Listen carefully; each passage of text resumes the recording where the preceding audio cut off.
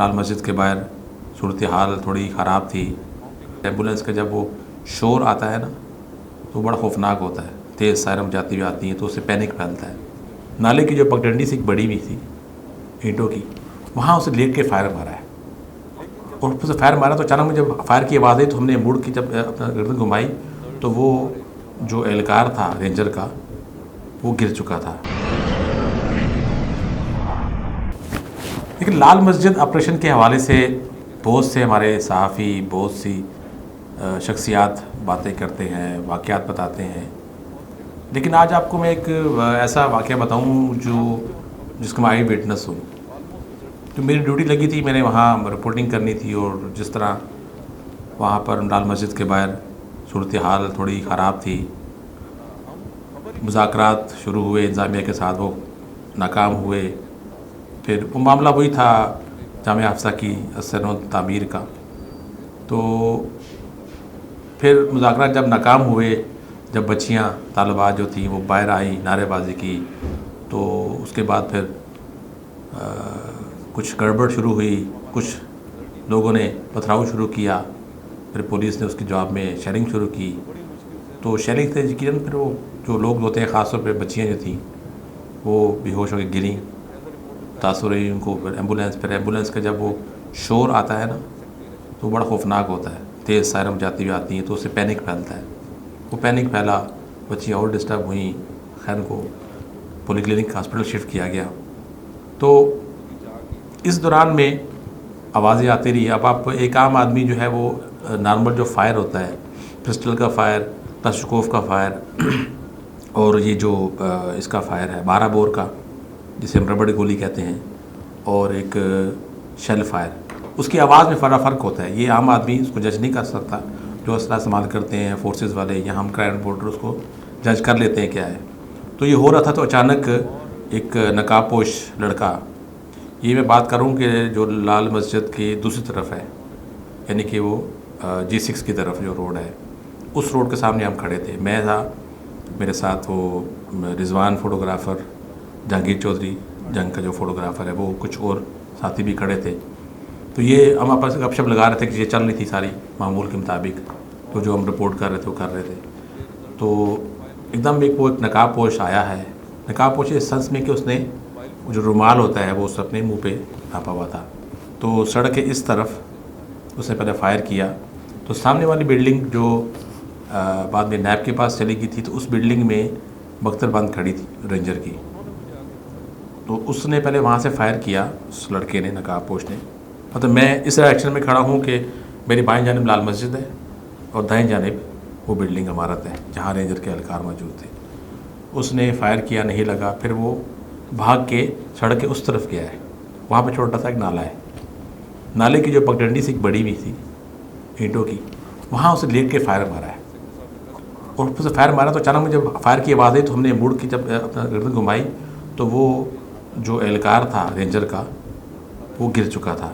वो उसकी बख्तरबंद गाड़ी के दरमियान में जो एक होल सा होता है जहाँ से वो निकल के शैल वगैरह मारते हैं, उससे वो गिरा हुआ था। उसके बाद से हालात एकदम बेकाबू हो गए। फिर हमें भी समझ नहीं आ रहा था कि कौन सा फायर किस तरफ से आ रहा है। जैसे इल्ज़ाम लग रहा था ना कि दोनों तरफ से फायरिंग होती रही है, तो हम इसकी मैं खुद इसी तस्दीक नहीं कर सकता कि दोनों तरफ से फायर उस वक्त हो रहा था। उसके बाद आवाज़ें चारों तरफ से आ रही थी, तो आपने उस वक्त अपनी जान बचानी थी। तो वही हम करते रहे कि वहाँ से हम निकले सामने रोड की तरफ। तो जब मैं दरमियान में पहुँचा, दरख्त के पास पहुँचा, तो शाम हो चुकी थी, हल्का अंधेरा चाह चुका था।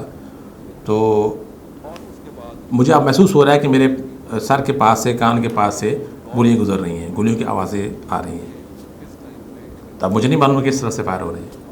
अचानक मुझे फ़ोन आया, जो सीनियर क्राइम रिपोर्टर हमारा दोस्त है, भाई है, नईम जंजुआ, वो सामने जो खोखा था उसके पास ही खड़ा था दीवार के साथ। तो उसने मुझे फ़ोन किया कि यहाँ से निकलो, तुम्हारे पास से गोलियाँ निकल रही हैं, तुम मारे जाओगे, निकलो यहाँ से।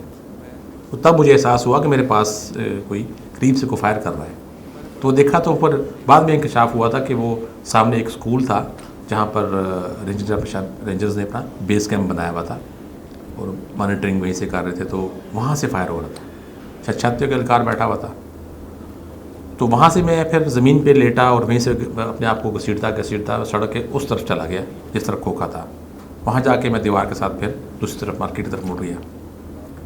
तो इस दौरान में सब कुछ चलता रहा। अब ऐसी वहाँ पर हालत नहीं थी, शेलिंग भी हो रही थी, पथराव भी हो रहा था, सब कुछ हो रहा था। इस दौरान में हालत नहीं थी कि आप रिपोर्टिंग कर सकें, चाहे आपने बुलेट प्रूफ भी जैकेट पहनी होती, लेकिन आप को नहीं मालूम था कि फ़ायर किधर से आ रहा है और कहाँ लगेगा आपको फ़ायर। कोई गोली बता के नहीं आती, ना वो पूछ के आती है। अंधेरा भी था और हमें नहीं थी मालूम पोजीशन ना लाल मस्जिद वालों की, ना पुलिस की, रेंजर की, कि कौन किधर खड़ा निशाने मार रहा है, कौन किधर से फायर कर रहा है। तो एक अंदाज़ा था बस। गुजरान में वहाँ से नीम जंजवार में निकले हैं तो साथ वाली गली में पीछे चले गए, क्योंकि अब उस वक्त हमने कोई जो जैकेट होती है चैनल की वो भी नहीं पहनी हुई थी, नॉर्मल कपड़ों में थे। तो जज करना मुश्किल होता है सिक्योरिटी फोर्सेस के लिए, ख़ास तौर पर रेंजर्स के एहलकार वैसे भी आउट ऑफ सिटी से आए हुए थे, तो उनको क्या मालूम क्या मीडिया के लोग हैं, हमारी कोई पहचान भी नहीं थी। लोकल पुलिस तो फिर पहचान जाती थी। तो हमने गनीमत समझी कि हम यहाँ पर फ्रंट में ना रहें, साइड पर रहें तो बेहतर है। तो उस गली में हम घुसे हैं तो एकदम पीछे से देखा तो कुछ लड़के थे, भागे हैं, उनके पीछे पुलिस ही वो उनको आंसू गैस से भगा रहे थे। तो उस गली में घुसे, वो हमारे लिए मौजूद थे। अब हमारे लिए मुश्किल था कि हम आगे तरफ भागते। तो एकदम फिर उसने नईम जंजवा ने कहा कि यार साथ ही ये मेरी सिस्टर का घर है, बिनोई है, तो यहाँ चलते हैं। तो हम भागम भाग उस घर में घुसे हैं। तो उसके बाद आप सोचें क्या हुआ होगा। एकदम दीवार के ऊपर ब्रस्ट लगा गन का और उससे हम ज़्यादा घबरा गए कि हमारे फायर किसने मार दिया। अब वो फायर करने वाला है जो भी थे वो सही समझा होगा कि यार ये मुजाहिरीन है। अब वहाँ पर हम 2 से ढाई घंटे महसूर रहे हैं। हम 3 जर्नलिस्ट, मैं था, Naeem Janjua crime reporter, Fida Khan crime reporter, हम लोग 3 घंटे से तकरीबन वहाँ पर महसूर रहे हैं। खैर घर में था, चाहे पानी में पीते रहे, सिगरेट पीते रहे। खौफ अंडरस्टूड था कि जब ऐसी चीज़ आपने देखी हों, फायर आपके सर से गुजरे हों और फिर आपके ऊपर ब्रश पूरा लगा हो और आप बच गए हों, तो आपकी कैफियत क्या होगी। तो खैर वहाँ से हमने क्या किया, फिर आप सोचते रहे कैसे निकलें, क्योंकि सामने स्कूल में रेंजर के एहलकार थे। अब अंधेरा है, आपको नहीं मालूम कि रेंजर का एहलकार किस जगह पे खड़ा हुआ है, दीवार के ऊपर है, दीवार के दाएं हैं, बाएं हैं, आप ख़तरे में हैं, आप निकल नहीं सकते। तो फिर फ़िदा खान ने ही CDA की एम्बुलेंस मंगवाई, बड़ी वाली, उसने बिल्कुल दरवाज़े के पास आके मंगवाई, दरवाज़े के पास रुकी कि बिल्कुल उसका गेट है स्कूल का और हमारे जो हम ठहरे थे, छुपे हुए थे, वो दरवाज़ा बिल्कुल कवर हो गया। तो हम भाग के उसकी गाड़ी एम्बुलेंस के अंदर घुसे। तो वहाँ से हमने अपने आप को ख़ुद को रेस्क्यू किया एम्बुलेंस के ज़रिए, और उसके बाद हम मेलोडी में जाके अपने आप को उतरे वहाँ से। तो ये वाक़या मैं आज तक नहीं भूल सकता कि मुझे नहीं अंदाज़ा नहीं कि मेरे सर के पास से गोलियाँ गुजर रही हैं। मुझे नहीं अंदाज़ा कि जब मैं घर में घुस रहा हूँ नीम जंजुआ के बिनोई की और हमारे ऊपर पूरा ब्रस्ट फायर किया गया। तो ये वाक़यात है जो आपके साथ चलते हैं। बाकी तो लाल मस्जिद के वाले से लोग बहुत ही चीज़ें बताते हैं, लगते हैं। तो ऐसे चीज़ें बहुत सी हैं जो हमने अपनी आँखों से देखी और हम की रिपोर्ट नहीं कर पाए।